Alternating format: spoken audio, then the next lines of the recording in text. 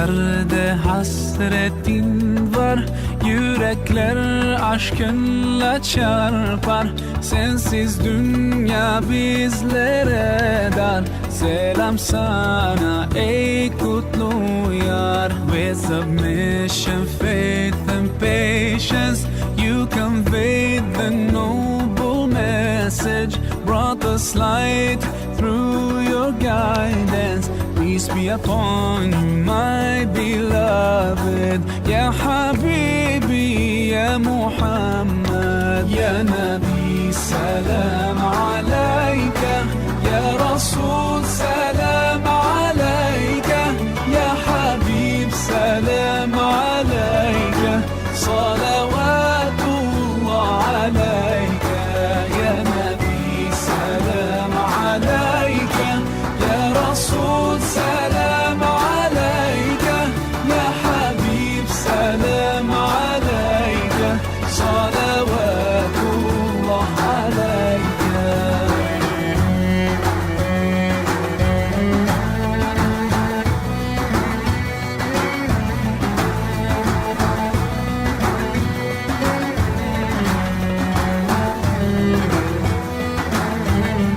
तेरी मोहब्बत की महक से ये ज़मीन व आसमां आबाद है.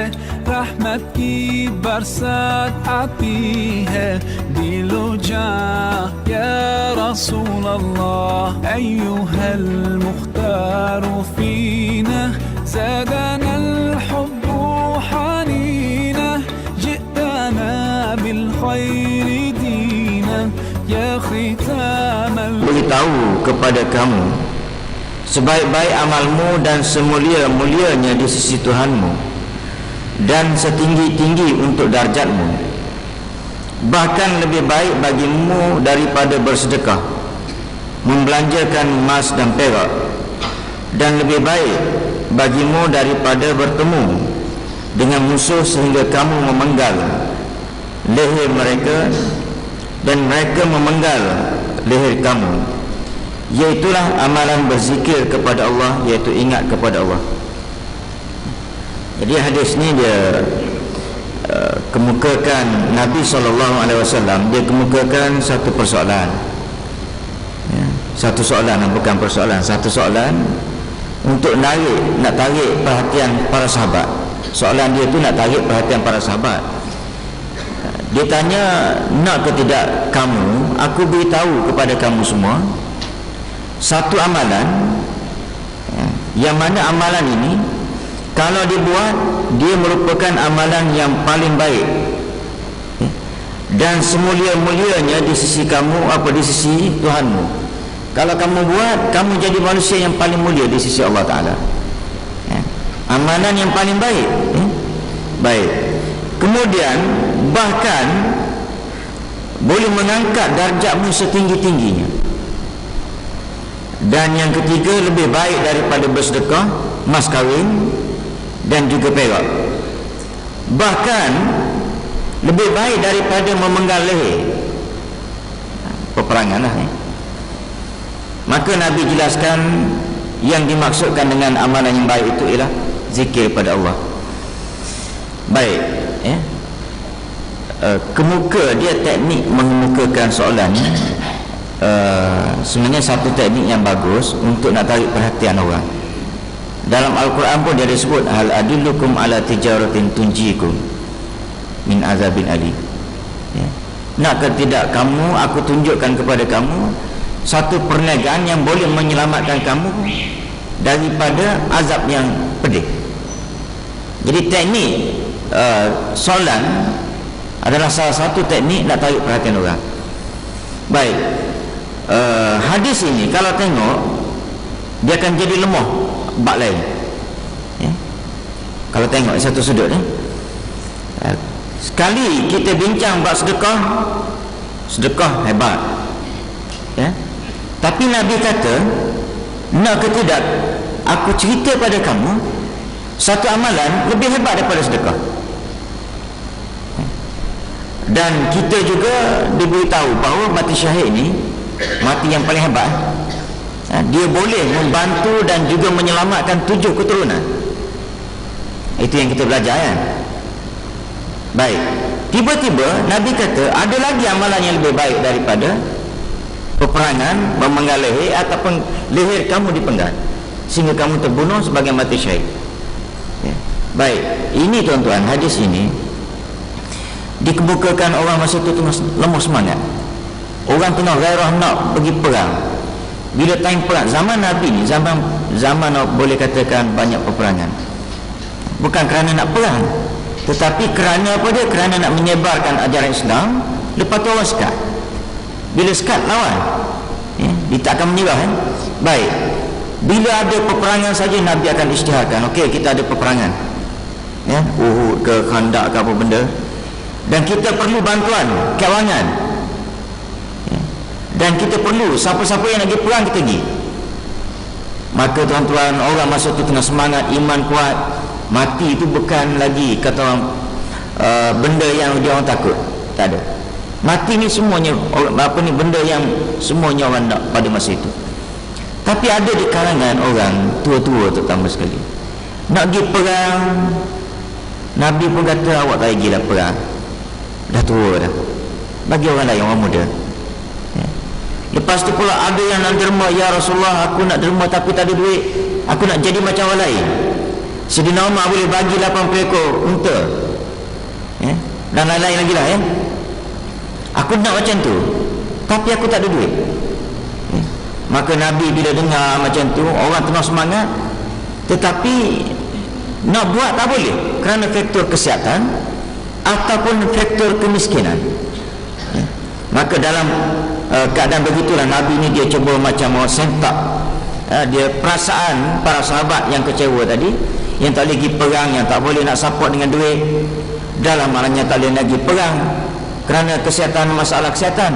Yang kedua nak bagi duit pun tak ada. Dalam situasi begitulah maka Nabi cerita, dia kata nak ke tidak aku cerita satu amalan yang lebih baik daripada itu. Maka Nabi pun cerita, iaitulah amalan berzikir kepada Allah Ta'ala.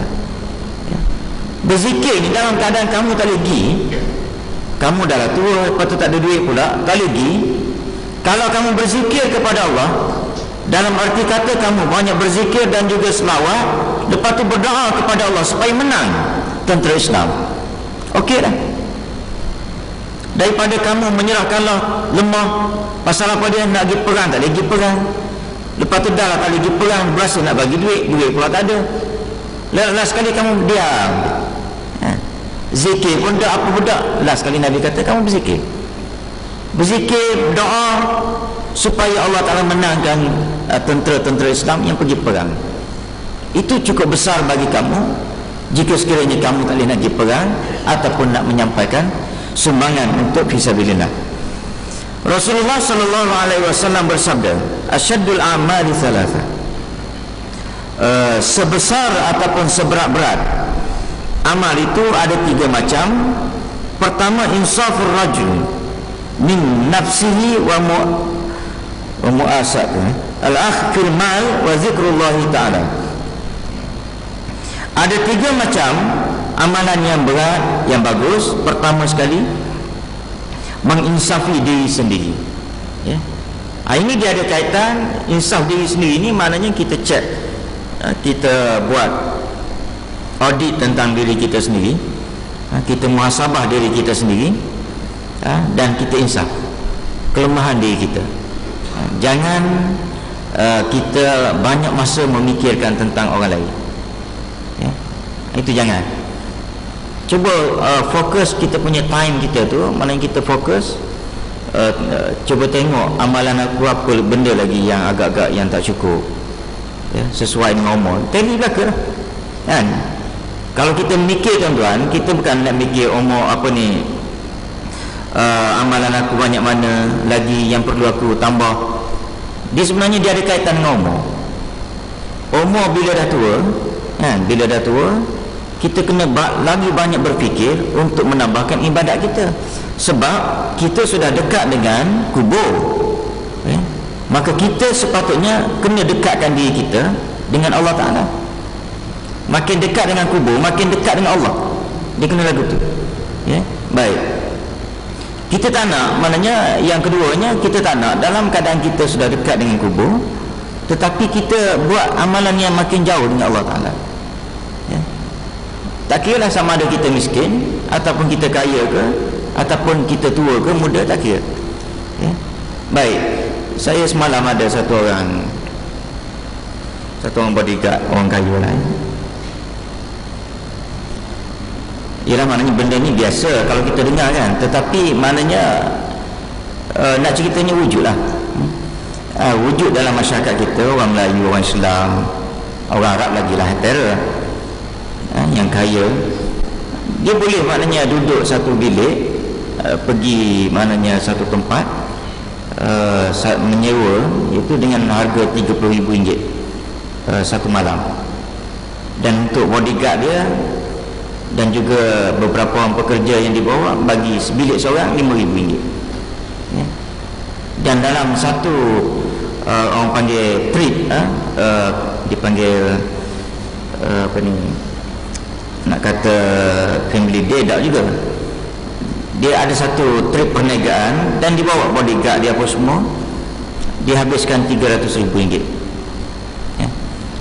Jadi benda ni kadang-kala tuan-tuan berlaku, bukan apa, berlaku tu sebab dia tak ada agama. Ya. Tapi nak kata tak ada agama, orang ni bagus. Ya. Tetapi mungkin kurang. Ya. Dari sudut maknanya financial management dia tu, apa ni, pengurusan duit dia tu, mungkin dia fikir, yalah dia nak buat, dia buat sebab dia ada duit. Ya. Tetapi dia tidak mengagihkan dia punya ataupun menguruskan keuangan dia tu, dibahagikan kepada 5 blok. Sepatutnya kalau kita belajar dari sudut maknanya pengurusan keuangan orang putih pun, dia akan bagi pada 5 blok. Ya. Islam pun ada. Ya. Cuma salah satu daripada blok yang perlu dibuat orang putih punya ajaran dalam pengurusan keuangan, ialah satu blok mesti diperuntukkan untuk donation, ya, ataupun sumbangan kepada amal kebajikan. Dan benda ni Islam memang sebut. Ya. Dan lain-lain lah, ada 4 ya. Kita cerita blok yang apa ni, derma ni. Ya. Jadi orang putih pun dia ada result, ya. Bukan result, memang praktik betul. 5 sekurang-kurangnya, dia kata 5% sekurang-kurangnya daripada pendapatan bulanan kena ada simpanan untuk 5% itu untuk derma. Baik, yang ini Islam dah ajar. Sama ada orang makan gaji ke, meniaga ke, buat. Tetapi tuan-tuan, saya nak ceritanya, yang kawan ni bodyguard dia cerita, sebab dia bodyguard dia ni ialah maknanya dia satu, jaga dia tu satu, jaga keluarga dia ada 4 lah. Dan orang ni muda lagi. Tetapi bagusnya dia kata dia ni kalau umrah tu boleh kata dia tak tahu dia pergi. Pula. Ya. Tapi dia sudah perhabis duit, dia kata memang gila-gila dia perhabis. Ya.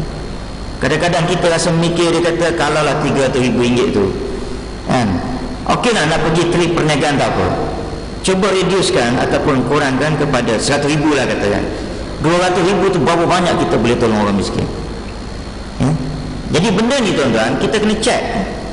Mungkin berlaku pada kita mengikut keadaan kita. Macam saya cerita yang yang kes nak buat persandingan anak dia. Ya. Dah tempah dah RM5,000, cuma jumpa satu dewan yang lebih besar. Cancel yang RM5,000, hangus duit RM5,000.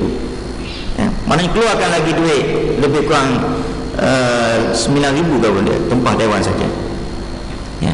Mungkin keadaan ekonomi dia berasa itu besar dah bagi dia kan. Bagi dia besar.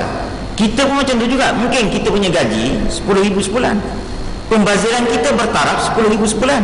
Kalau kita tidak menginsafi diri kita sendiri, kadang-kadang habis RM1,000. Ya. Habis burn bakar. Ya. Banyaklah macam mana kita buang duit tu, ya. Banyak cara dia. Baik, menginsafi diri sendiri ini maknanya kita tengok pada diri kita sendiri. Yang keduanya, membantu saudara kita dengan harta. mengutamakan saudara dalam harta dan zikir kepada Allah Ta'ala. Akhir sekali, zikir kepada Allah Ta'ala adalah merupakan amalan yang paling baik ataupun yang paling besar di sisi Allah Ta'ala. Dalam ini tak silap saya dia ada satu, kalau boleh tuan-tuan ikut, tak silap saya lah dalam bab ni lah, ada satu sembahyang hajat yang Nabi sebut. Sembahyang hajat ni jangan diajar kepada orang bodoh. Jadi kalau tuan-tuan nak tahu sembahyang hajat ni, tuan-tuan kena ikut sampai habis. Tak silap saya lah bab ni. Jadi sembahyang hajat ni dia panggil sembahyang hajat 12 rakaat. Nabi kata Allah Ta'ala tidak akan tolak kalau dia buat sembahyang hajat ni. Sebab tu jangan dia ajar kepada orang yang bodoh, ya. Kalau tak silap ingatan saya, ini bab inilah. Nanti saya akan cek mana kat rumah nanti. Jadi harap tuan-tuan boleh ikuti bab ini sampai ke habis ni. Kalau tidak, kalau bukan bab ini, dia ada bab nombor 2 tu, bab doa selepas bab ini. Bismillahirrahmanirrahim. Alhamdulillah wassalatu wassalamu ala asyrafil Allahumma ighfir lana dhunubana wa liwalidina wa li jami'il muslimina wal muslimat. Allahumma ij'alna minal ladzina yastami'una al-qawla. Sallallahu alaihi wasallam. Alhamdulillah.